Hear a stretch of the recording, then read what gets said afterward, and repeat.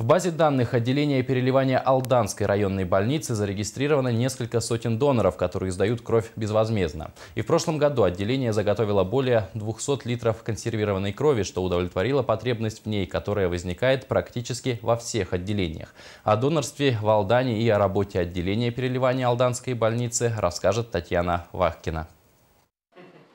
Для Дениса Искужина, жителя поселка Нижний Куранах, день обещает быть насыщенным. Денис – безвозмездный донор. И рано утром он приехал на станцию переливания крови Алданской центральной районной больницы, чтобы в очередной раз отдать частичку себя во спасение чьей-то жизни.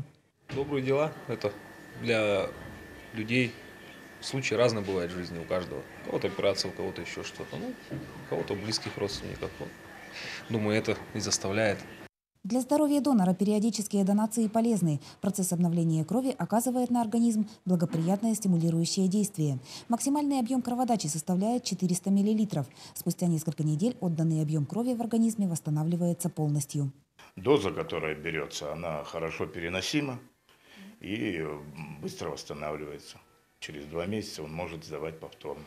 В базе данных отделения переливания Алданской районной больницы зарегистрированы несколько сотен героев-добровольцев. В прошлом году было заготовлено 243 литра консервированной крови. Данное количество является достаточным для удовлетворения потребностей в крови и ее компонентах, которые возникают практически во всех отделениях Алданской больницы. Реанимация, хирургическое отделение, роддом, гинекология. Меньше детское отделение, инфекционное отделение. И иногда бывает терапия.